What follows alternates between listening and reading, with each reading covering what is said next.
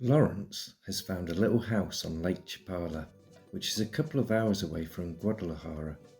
It has trees and flowers, bananas in the garden, and despite being hot, it's not uncomfortably so, meaning he is able to live outdoors on the verandas in very little clothing. He can read Spanish fairly well on account of living with a Spanish family, and embraces the culture by requesting a copy of Bernal Diaz's True History of the Conquest of New Spain, all 5 volumes.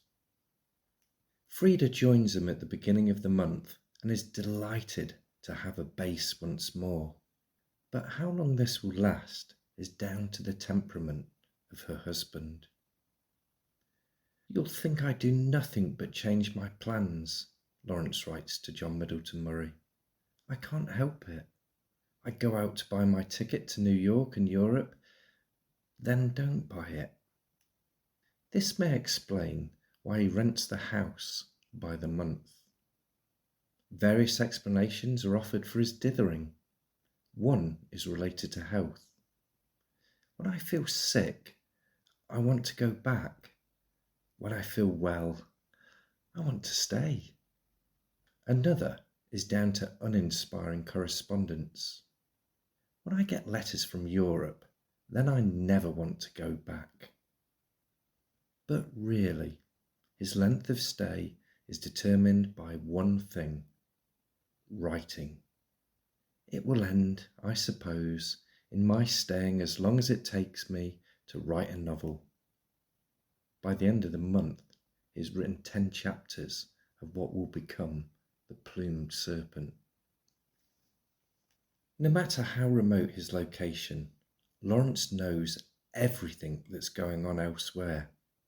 Bibbles, the dog he was loaned during the winter of 1922, has been returned to Ralph Miles.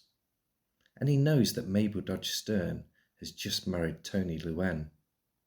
Nud Merrild is instructed: "Please write me the most interesting points of gossip concerning the event." Frida is more empathetic towards Mabel, reasoning: "She has failed somehow in her life, but then it is so easy to fail."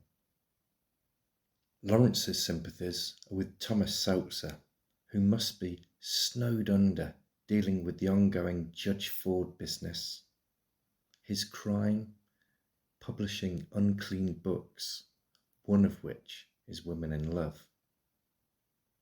Another concern relates to a very pedantic but helpful reader, Louis Feeple, who writes to inform Lawrence of typos in Sea and Sardinia, Kangaroo, and now The Captain's Doll. Lawrence thanks him and promises, "I will try to mend my ways, remembering your eye is on every dot." Mexico is not safe, and Lawrence is convinced it will never be safe. Somebody tried to break in one night, and so we have a young man with a pistol sleep on the terrace outside the door. This means I am not allowed to walk alone outside the narrow precincts of the village for fear of being stopped, robbed, and whatnot. It gets awfully boring. This has the adverse effect of viewing everyone as a potential rascal, not the kind of attitude you want when you're searching for Rananim. They are half civilized, half wild, are inwardly melancholy, live without hope, become suddenly cross, and don't like to work. But despite their various faults, the Spaniards have a very redeeming characteristic: they are not greedy for money, and I find that wonderful. They are so little attached to money and possessions.